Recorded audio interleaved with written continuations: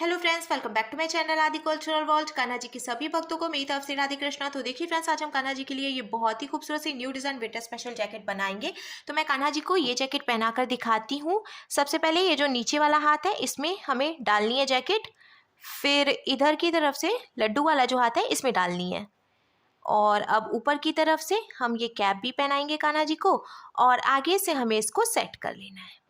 तो देखिए फ्रेंड्स, मैंने कान्हा जी को ये सुंदर सी ड्रेस पहनाई है और आप देख सकते हैं हमारे कान्हा जी इस ड्रेस को पहनकर कितने अच्छे लग रहे हैं। इसका लुक बहुत अच्छा है। पीछे की तरफ से भी मैं आपको ड्रेस का लुक दिखा देती हूँ।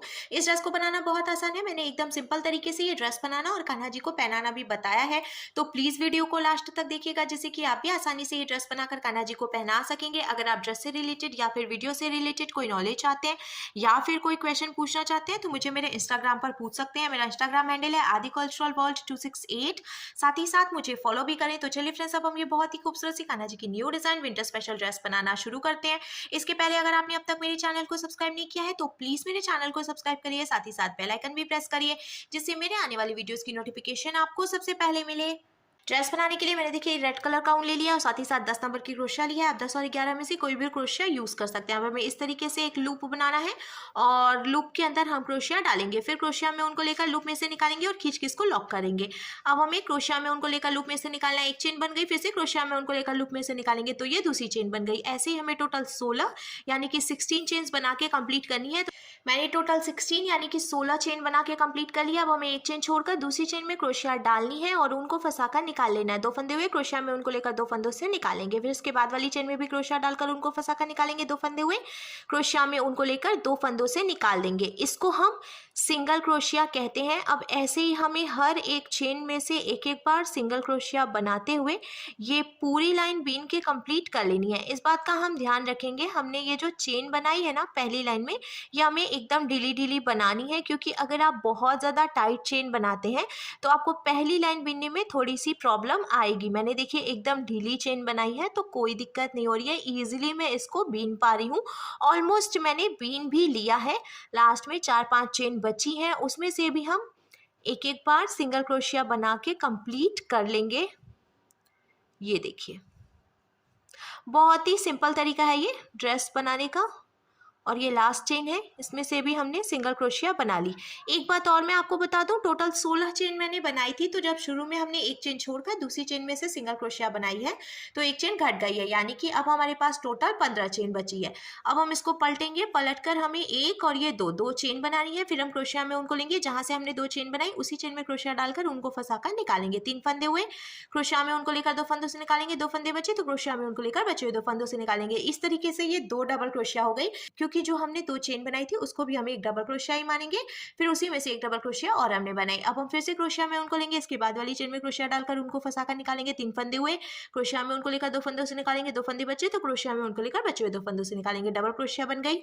फिर से क्रोशिया में उनको लेंगे और इसी चेन में से एक डबल क्रोशिया और बनाएंगे। तो ऐसे ही अब हमें हर एक चेन में से 2-2 डबल क्रोशिया बनाते हुए ये पूरी लाइन बीन के कंप्लीट कर लेनी है।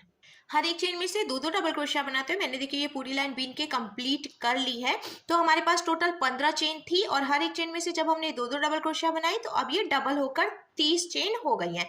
तो अब हम कान्हा जी की स्लीव बनाएंगे। हमें इसको पलटना है, 1-2 चेन बनाएंगे, इसको भी हम एक डबल क्रोशिया ही मानेंगे। फिर इसके आगे की 4 चेन में से हमें एक एक बार डबल क्रोशिया बनानी है। तो 2 चेन जो हमने बनाई वो भी डबल क्रोशिया हो गई। फिर 4 डबल क्रोशिया और बनाएंगे तो टोटल 5 डबल क्रोशिया किनारे पे कंप्लीट हो जाएगी। अब हमें 6 चेन काउंट करके छोड़नी है। 1 2 3 4 5 6 7th यानी कि 7वीं चेन में से फिर से डबल क्रोशिया बनाएंगे। तो देखिए कान्हा जी की स्लीव भी बन गई है। अब ये जो एक डबल क्रोशिया हमने बनाई है इसके आगे की 7 चेन में से भी एक एक डबल क्रोशिया बनाएंगे। तो एक डबल क्रोशिया पहले से है, 7 डबल क्रोशिया और बनाएंगे तो सेंटर में टोटल 8 यानी कि 8 डबल क्रोशिया हो जाएंगी। ये एक और बनाकर फिर मैं काउंट करूंगी।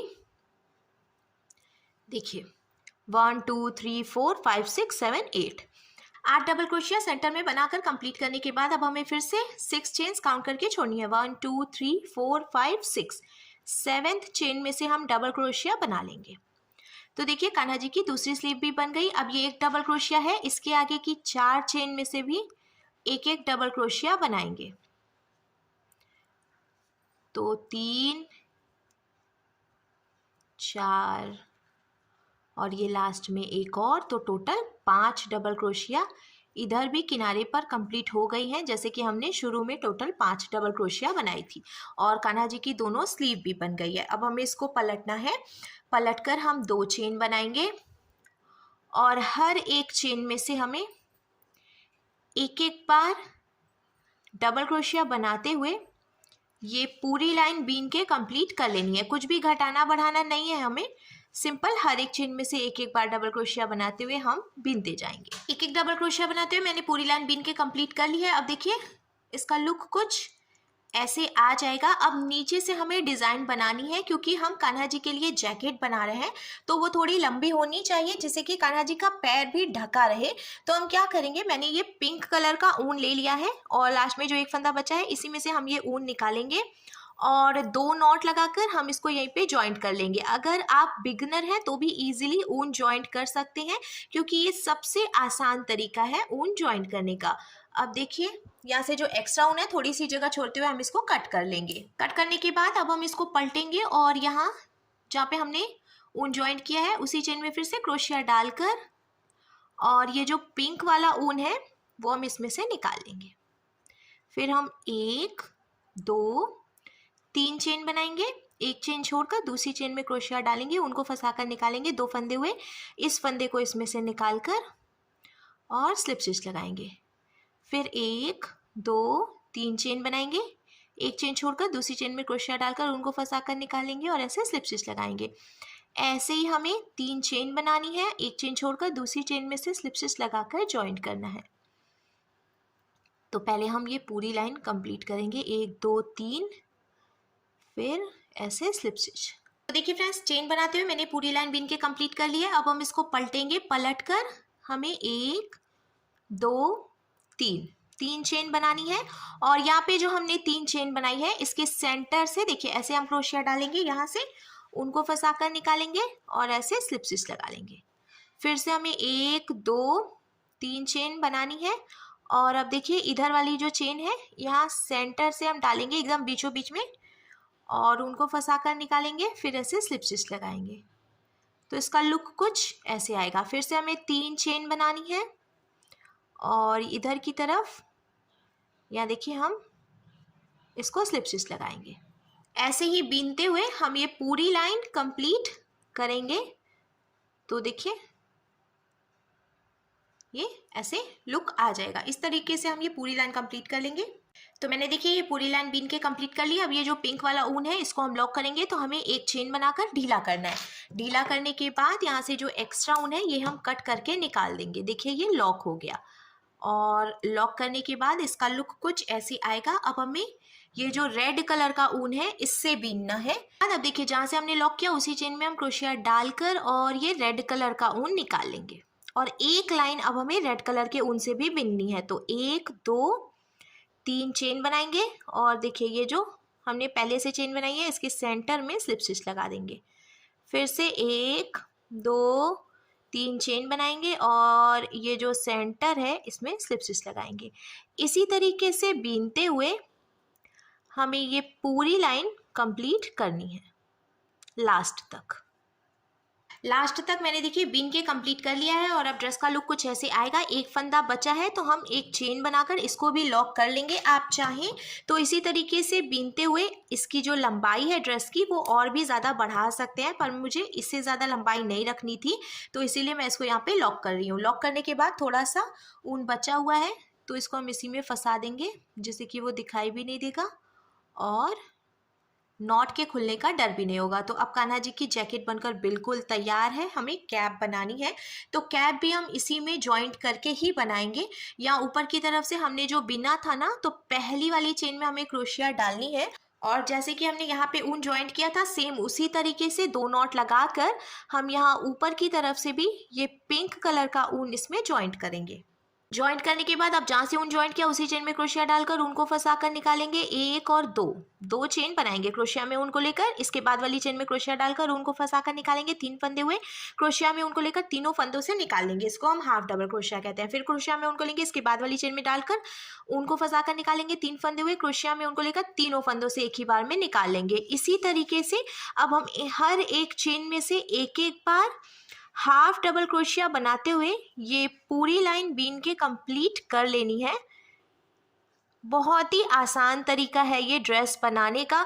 और साथ ही साथ मैं ये जो कैप है ना वो भी ड्रेस में जॉइंट करके बना रही हूँ, क्योंकि छोटे कान्हा जी के लिए हम ड्रेस बना रहे हैं और ड्रेसेस इतनी छोटी छोटी होती है ना कि कभी कभी इधर उधर हो जाता है, कभी कैप नहीं मिलता तो कभी ड्रेस नहीं मिलती। तो इसीलिए मैं जॉइंट करके बना रही हूँ, जिससे कि खोने का डर ही नहीं होगा और फिटिंग भी बहुत अच्छी आएगी। कान्हा जी का गला भी अच्छे से ढका रहेगा। तो ऑलमोस्ट मैंने देखिए हाफ डबल क्रोशिया बनाते हुए पूरी लाइन बीन के कंप्लीट कर ली है। और कंप्लीट करने के बाद हमें इसको पलटना है। पलटकर हम फिर से 2 चेन बनाएंगे, 1 2, और हर एक चेन में से एक एक बार हाफ डबल क्रोशिया बनाएंगे। ऐसे ही हमें 2 से 3 लाइन और बीन के कंप्लीट करनी है। हर एक चेन में से एक एक बार हाफ डबल क्रोशिया बनाते हुए मैंने टोटल 4 लाइन बीनी है। नीचे से 1 2 3 और ये 4। आप अपने हिसाब से कैप की जो लंबाई है वो कम या ज़्यादा भी कर सकते हैं। अब लॉक करने के बाद देखिए कैप का लुक जो है वो कुछ इस तरीके से आ जाएगा। अब हम इसको जॉइंट करेंगे तो हमें सीधा करके रखना है जैकेट को और बीच में से ऐसे हम फोल्ड कर लेंगे। फिर मैंने ये सुई धागा ले लिया है और मैंने डबल करके धागा डाला है, जिससे कि अच्छी मजबूती आएगी। ऐसे हम लास्ट तक इसको टक करके जॉइंट कर लेंगे। लॉक करने के बाद जब हम इसको पलटकर सीधा करेंगे तो देखिए कान्हा जी के लिए बहुत ही खूबसूरत सी new design winter special jacket बनकर बिल्कुल तैयार है और इसका लुक भी बहुत अच्छा आया है।